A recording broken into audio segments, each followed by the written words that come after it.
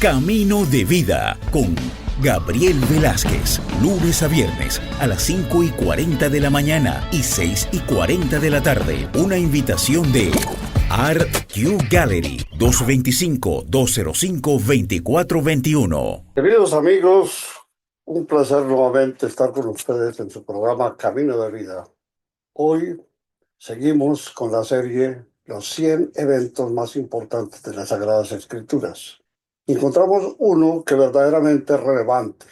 Es el encuentro de Saulo con Jesucristo. ¿Cómo fue la conversión de Saulo, quien posteriormente se llamó Pablo y a través de sus escritos vino a ser el escritor más importante del Nuevo Testamento? Veremos muy en detalle, pero en forma resumida, qué nos enseña esta transformación. También veremos cómo, si nosotros somos ayudados del Señor Dios, conoceremos su verdad y Él nos permitirá que la cumplamos. Acompáñenme en estos dos temas del cual hablaremos en su programa Camino de Vida.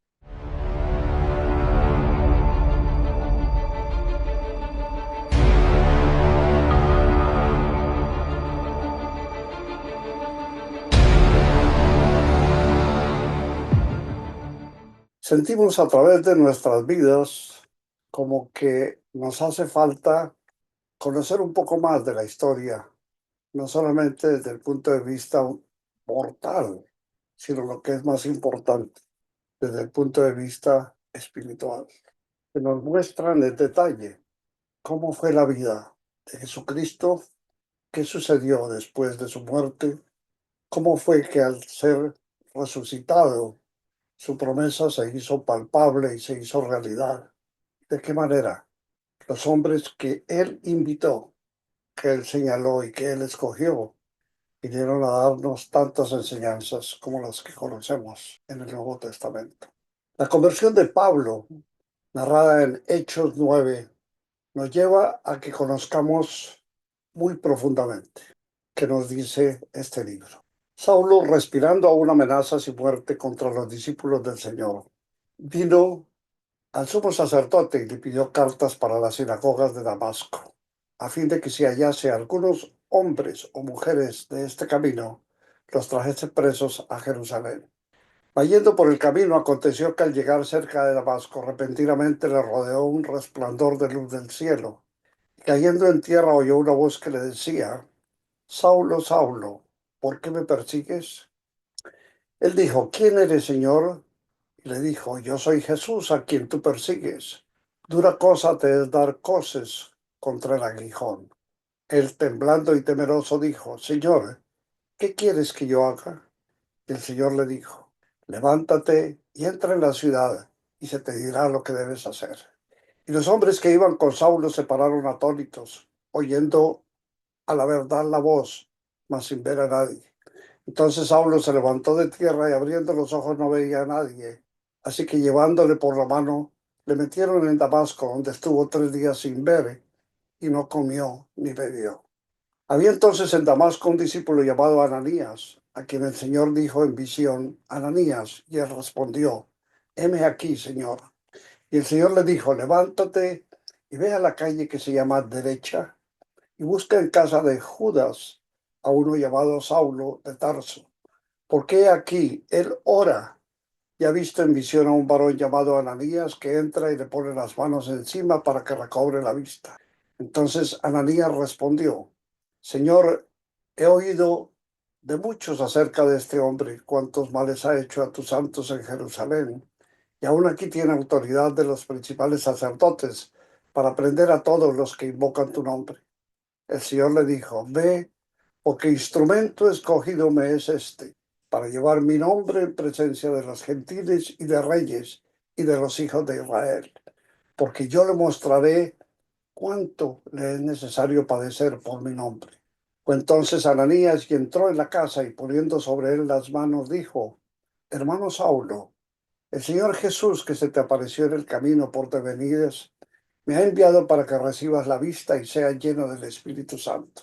y al momento le cayeron de los ojos como escamas y recibió al instante la vista y levantándose fue bautizado. Y habiendo tomado alimento, recobró fuerzas y estuvo Saulo por algunos días con los discípulos que estaban en Damasco. Enseguida predicaba a Cristo en las sinagogas, diciendo que éste era el Hijo de Dios. Y todos los que le oían estaban atónitos y decían, ¿no es este el que asolaba en Jerusalén a los que invocaban este nombre?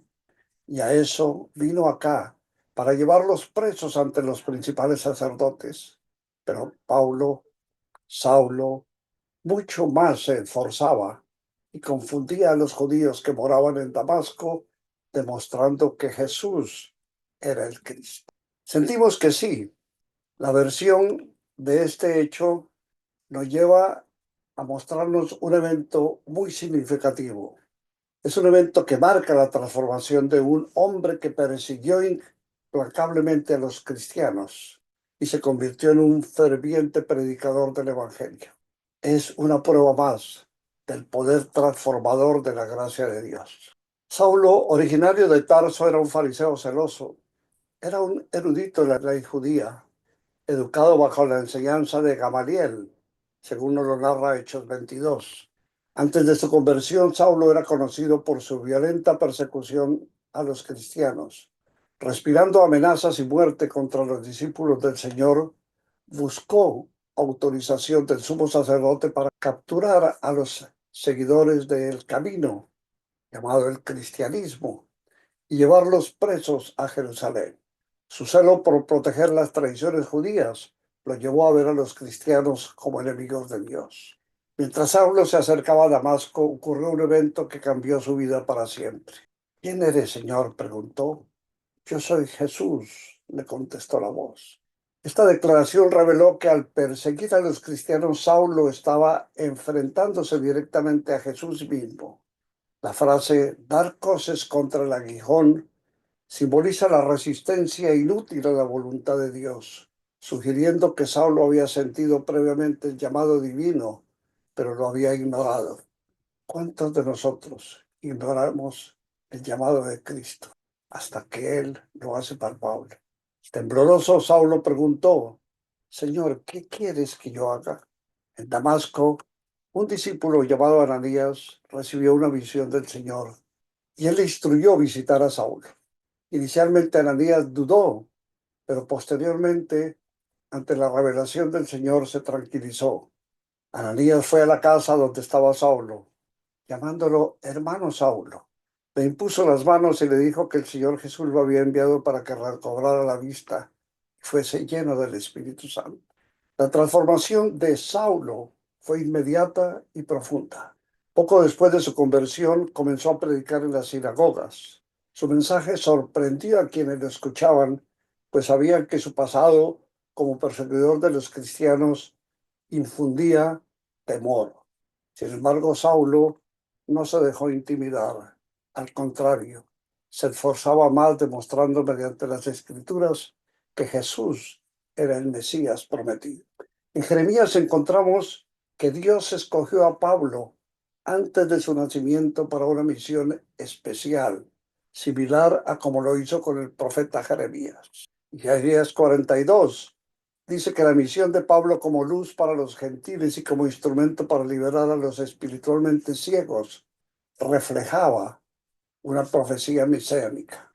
Y en Hechos 26, en su defensa ante el rey Agripa, Saulo, que ya era Pablo, amplía el relato de su conversión, destacando su llamado para abrir los ojos de los gentiles, llevarlos a la luz y al poder del Señor. En Romanos 1:16 nos habla de la transformación de Saulo en Pablo y nos ilustra la declaración de que el Evangelio es poder de Dios para salvación, tanto para judíos como para gentiles. Vemos que las aplicaciones que podemos encontrar nos llevan a encontrar lecciones profundamente importantes. El poder transformador de la gracia nos lleva a demostrar que nadie está fuera del alcance de la gracia de Dios. A pesar de su pasado violento, Saulo fue llamado a servir como apóstol.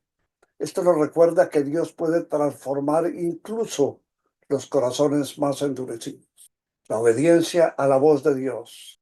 Tanto Pablo, Saulo, como Ananías respondieron con obediencia al llamado divino, aunque ambos enfrentaban incertidumbre. Esto nos desafía a confiar en Dios incluso cuando su plan no parece claro. Ahora, la misión de llevar el Evangelio. Pablo dedicó su vida a proclamar el Evangelio a todos, sin importar las dificultades. Esto nos inspira a ser embajadores de Cristo en nuestras propias esferas de influencia. Dios usa a personas imperfectas. Saulo era un perseguidor de cristianos, pero Dios lo convirtió en uno de los mayores defensores del Evangelio. Y aquí podemos ver cómo debemos recordar que nuestro pasado no nos descalifica para servir a Dios. Él nos llama según es su propósito y su poder. La conversión de Pablo es un testimonio del amor redentor y del propósito soberano de Dios.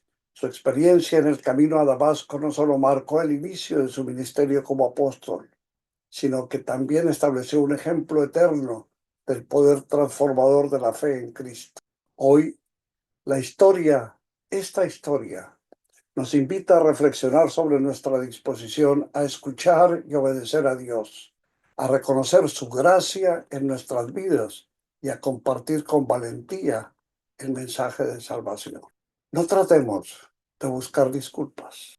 No queramos encontrar razones diferentes a las que el Señor claramente nos deja conocer.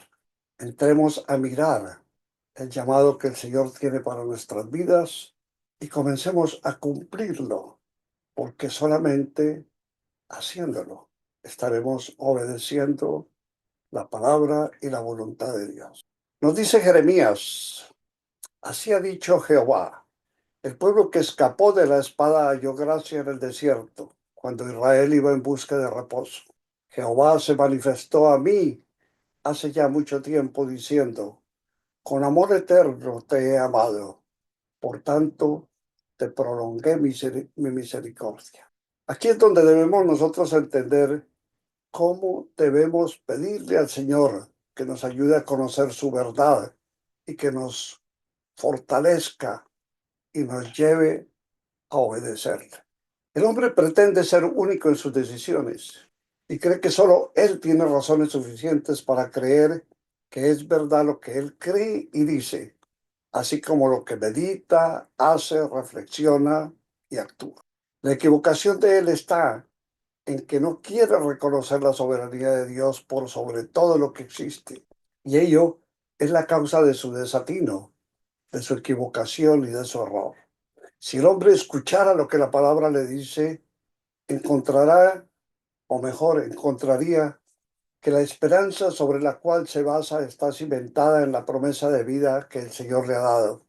Y por ello la gracia santificante que Dios comunica a quienes Él ama y ha elegido está sobre toda criatura desde antes de su creación. Y entendamos que Dios conoce todo como ser sabio e infinitamente poderoso que es. Absolutamente todos los dones están en Dios. Él es omnisciente. Él conoce qué va a suceder. Él sabe de antemano cuáles son los hechos que van a acaecer. Del Padre Eterno podremos recibir el perdón que Él ha ofrecido a quienes guardemos su palabra y la cumplamos. Él nos ha sacado del pantano en que estábamos hundidos y del barro en que nos anegábamos, por lo que su bondad es muestra clara de que su promesa es cierta y lo será hasta la consumación de los siglos. El Señor es eterno y nada hay que nos deba preocupar por cuanto Él nos cuida y protege en todo momento. Su clemencia nos es dada en cada segundo y Él solo es el que nos permite existir, sabiendo que la vida que nos ha dado está en sus manos. Y eso es suficiente prueba de su amor y llamado que nos hace para que reflexionemos y demos pasos que nos acerquen al conocimiento de la verdad eterna que está en Cristo Jesús, quien es Señor de vida y de sanación. Pensemos que nada de lo material será con nosotros después del último viaje que de toda forma emprenderemos algún día. Igual que cuando nacimos, así nos iremos.